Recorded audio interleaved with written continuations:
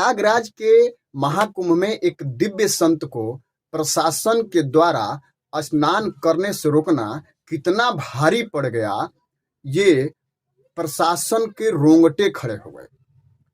आखिर जब क्या हुआ, जब उस दिव्य संत को स्नान करने से प्रशासन ने रोका, और क्यों फिर बाद में जो है प्रशासन के रोंगटे खड़े हो गए और क्या हुआ, आइए हम बताते हैं आपको विस्तार से।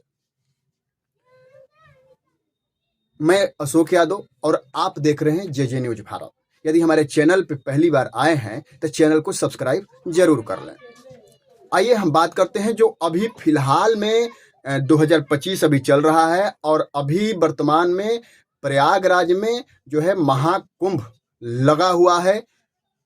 देश विदेश से लोग वहां जुट रहे हैं, करोड़ों की तादाद में वहां भीड़ जुट रही है। लेकिन आज जो हम अभी बात करेंगे, एक दिव्य संत के बारे में बात करेंगे। जो वो दिव्य संत जी का नाम है राधानंद स्वामी जी। वो राधानंद स्वामी जी जो है मध्य प्रदेश के रहने वाले हैं।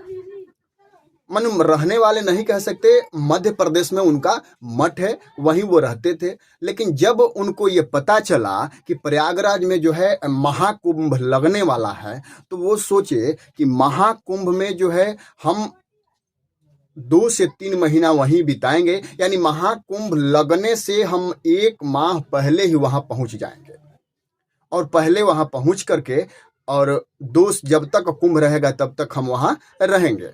माने उनका मानना ये था कि महाकुंभ में हर देवी देवताओं का जो स्थान होगा, यदि वहां हम जितना दिन रहेंगे और पूजा पाठ और साधना करेंगे, उसका फल कुछ और ही होगा। यह सोच करके दिव्य संत राधानंद स्वामी जी ने महाकुंभ जाने का जो है मन बना लिया। और मन क्या बना लिए, राधानंद स्वामी जी ने जो है प्रयागराज कुंभ जो है पहुंच गए। उनका नित्य का क्रिया था कि वो सुबह 4 बजे जो है अपना स्नान कर लेते थे। जब महाकुंभ पहुंचे प्रयागराज में राधानंद स्वामी जी, और सुबह को जब 4 बजा, तो वो स्नान करने के लिए जो है स्नान करने के लिए गंगा में प्रवेश करने लगे, माँ गंगा में जो है प्रवेश करने लगे। वहां रहने वाले जो भी सफाई कर्मचारी थे, जो भी ऑफिसर थे, स्वामी जी को रोक दिए।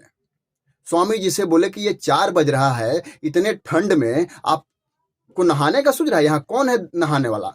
और अभी काम सफाई का चल रहा है, इसलिए आप इसमें अभी स्नान नहीं कर सकते हैं। संत महाराज ने बड़ी ही सरल स्वभाव के थे, और सरल स्वभाव से सरलता से बात करते हुए बोले कि देखिए, मेरा ये नित्य क्रिया है, मैं सुबह में ही स्नान करता हूँ और अपना ध्यान करता हूँ। आप मुझे रोकिए नहीं, क्योंकि यहाँ कोई और नहीं है, सिर्फ मैं अकेला हूँ स्नान करने वाला, और मेरे अकेले को नहाने से ना तो आपकी विधि व्यवस्था बिगड़ेगी, और ना ही मुझे कोई परेशानी होगी, और ना ही आपकी सफाई में कोई हम बाधा पहुंचाएंगे। लेकिन जो वहां पे लोग ऑफिसर लोग थे, वो कहे कि आपको समझ नहीं आती है, एक बार कहने पे आपकी बात को समझ नहीं आती आपको। तो माने ये कहे कि स्वामी जी को अफसरों के द्वारा इस तरीके से डांटा गया, बोला गया कि स्वामी जी को उस बात को बहुत बुरा लगा। फिर भी स्वामी जी कुछ बोले नहीं, पीछे हटकर चुपचाप जो है वहीं घाट पर बैठ गए ध्यान में बैठ गए। कर्मचारी जो है अपने काम में लग गए। उन लोगों को ये लगा कि अब स्वामी जी जो है मान गए हैं हमारी बातों को, अब वो दोबारा स्नान करने के लिए नहीं आएंगे जब तक सुबह नहीं हो जाएगा। और जो है इस घाट पे तो और नहीं आएंगे, क्योंकि हम लोग महाकुंभ की तैयारी कर रहे हैं, साफ सफाई कर रहे हैं, तो वो अब नहीं आएंगे।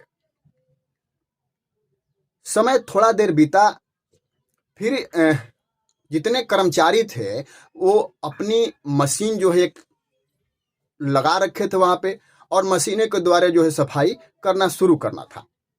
अब मशीनों को जो है वो स्टार्ट करने के लिए सोचने लगे कि अब हम लोग अपनी मशीनों को स्टार्ट करें, चालू करें, अब काम जो है साफ सफाई के हम लोग जो है काम चालू करें।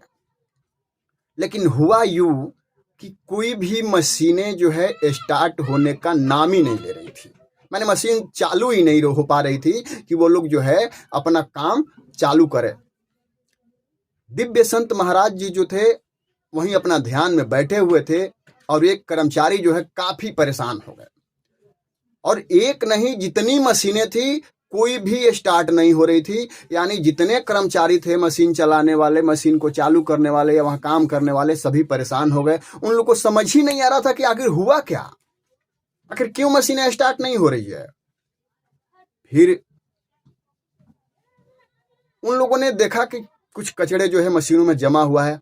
फिर उन लोगों ने सारी मशीनों को साफ करना शुरू किया। सारी मशीनों को उन लोगों ने साफ किया। साफ करने के बावजूद भी मशीनें चालू नहीं हो रही थी। फिर मैकेनिकल को बुलाया गया। जो इंजीनियर वहां पे पहुंचा मशीनों को देखने के लिए, सब कुछ देखा, मशीनें बिल्कुल ठीक थी, कोई दिक्कत नहीं थी, कोई परेशानी नहीं थी। फिर भी मशीनें चालू होने के तैयार नहीं। तब तक वो जो इंजीनियर साहब थे पीछे की तरफ देखे और उनको नजर आया संत जी के, साधु बाबा को, कि बाबा एक ध्यान में बैठे हुए हैं। लेकिन हुआ यूं, देखिए चमत्कार देखिए, कि वो इंजीनियर साहब जो थे उन बाबा जी को पहले से ही जान रहे थे। क्योंकि वो उनका कहना था कि इंजीनियर साहब का कहना था कि जब मैं छोटा था तो मुझे सांप ने डस लिया था। तो अब यही बाबा के चमत्कार से जो है हम बच पाए। और ये बहुत ही महान संत हैं, इन्हीं के कृपा से ये हो सकता है। फिर उन जितने अफसर थे उनको लगा कि अरे दा भाई, मैंने तो ये बहुत बड़ा भूल कर दिया, मैंने ये क्यों किया गलती, आखिर स्नान करने से हमने क्यों रोका। फिर उनको अपनी गलती का एहसास हुआ। फिर बाबा इंजीनियर साहब जो थे सबसे पहले जाकर चरण स्पर्श किए, उनके पैरों में पड़े और बोले कि बाबा जी, जो गलतियां हुई है उसे आप माफ करिए। फिर क्या था, फिर जितने अफसर थे सब लोग माफ़ी मांगने लगे कि बाबा हमें माफ़ कर दीजिए, जो भी हमने गलती किया है अनजाने में किया है। और तब जो दिव्य संत जी थे, संत महाराज जी जो थे उनको ये एहसास हो गया कि इन लोगों को अपनी गलती का जो है एहसास हो गया है। अब ये दिल से माफ़ी मांग रहे हैं। जब ये एहसास हो गया फिर महाराज जी बोले घबराइए नहीं, लेकिन एक बात ध्यान रखिए कि यदि कोई ऐसा जरूरी नहीं है कि कोई चमत्कारी या दिव्य संत ही है तभी आप उसे स्नान करने दीजिएगा, वरना नहीं करने दीजिएगा। ये संतों का अधिकार है और गंगा माँ पे सबसे पहले संतों का ही अधिकार है। फिर क्या हुआ, फिर सभी संत जब अफसरों ने देखा कि अभी टाइम 4 ही बज रहे हैं, फिर उनको ये समझ ही नहीं आया कि आखिर ये हुआ कैसे, आखिर इतना बड़ा चमत्कार कैसे हुआ, आखिर महाराज जी ने इतना टाइम कैसे पलट दिया। फिर क्या हुआ, फिर जब मशीनों के पास अपने गए, जितने कर्मचारी थे मशीनों को स्टार्ट किए, एकदम मशीनें यूं स्टार्ट हो गई, सब काम करना शुरू कर दी। ये जो हमने अपनी अभी आपको कहानी जो मैं बता रहा हूँ, ये कोई बहुत पुरानी कहानी नहीं है, ये अभी हाल ही में घटा हुआ घटना है।